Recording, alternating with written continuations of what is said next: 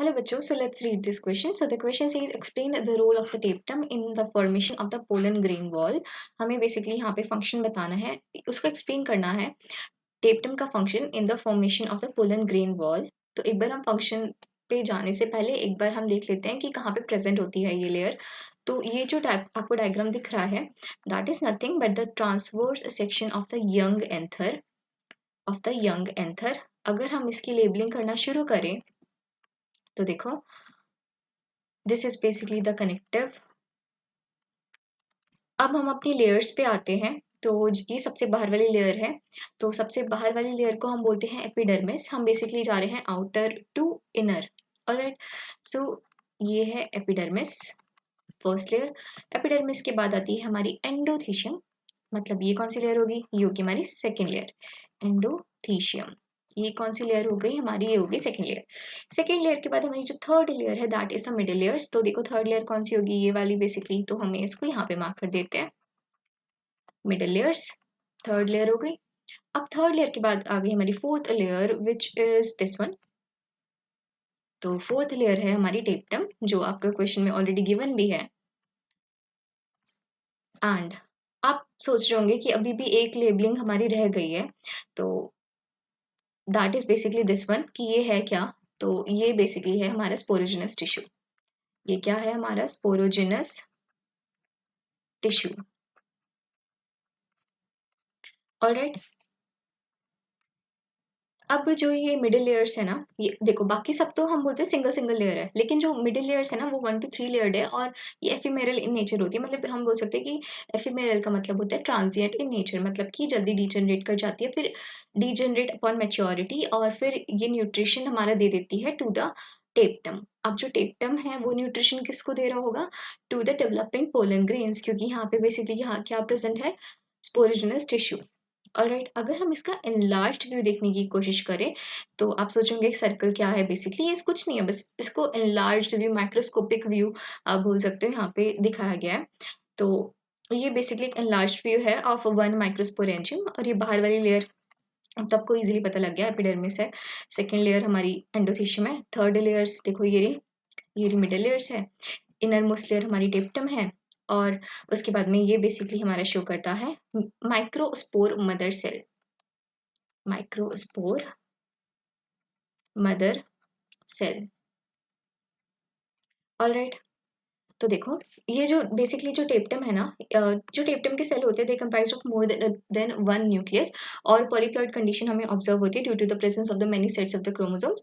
इसका मतलब हम बोल सकते हैं यहाँ पे डीएनए कंटेंट भी ज्यादा होगा. ऑलराइट, बिकॉज ऑफ द एंडोमाइटोसिस यहाँ पे जो चल रहा है. अगर अब हम यहाँ पे आए, इसके फंक्शंस के बारे में हम पढ़ें, तो टेप्टम के बहुत सारे फंक्शंस होते हैं. एक तो आपको इजीली पता लग गया होगा, जो हमने बोला कि स्पोरोजिनस टिश्यू को सराउंड कर रहा है. तो एक फंक्शन तो यही हो गया कि ये एक न्यूट्रिटिव लेयर है. क्यों? क्योंकि बेसिकली ये क्या प्रोवाइड कर रहा है?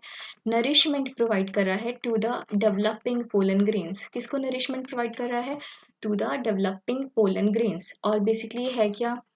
ये है हमारी nutritive layer. Alright, inner most layer है और न्यूट्रिटिव लेयर है, और नरिशमेंट प्रोवाइड कर दिया इसने डेवलपिंग पोलन ग्रेन्स को. अब जो सेकंड बात हम बोल सकते हैं कि जो टेप्टम है, it helps in the formation of the pollen kit. Pollen kit, इसको आप KI भी लिख सकते हो, KIT भी लिख सकते हो, आपकी मर्जी. देखो अब जो पोलन किट है ना, that is basically the sticky viscous layer जो कि प्रेजेंट होती है outside the exine layer. Alright, ये बेसिकली बनी होती है हमारी लिपिड्स एंड केराटिनॉइड से. तो हम यहाँ पे लिख लेते हैं इसकी कंपोजिशन. ये बनी है हमारी लिपिड्स प्लस केराटिनॉइड से. ऑलराइट, ये इसकी कंपोजिशन है. ऑल्दो आप इसको याद मत रखो. तो ये हमने बोला कि जो टेप्टम है वो हमारी पोलन किट बनाती है, ठीक है, जिसकी कंपोजिशन लिपिड्स एंड कैरोटिनॉइड्स है. अब ये इसका काम बेसिकली क्या है? देखो, ये पोलन को प्रोटेक्ट भी करती है. ये पोलन को it provides a protection to the pollen from the UV radiation. तो ये बेसिकली पोलन को प्रोटेक्शन प्रोवाइड कर रही है. क्या प्रोवाइड कर रही है? प्रोटेक्शन.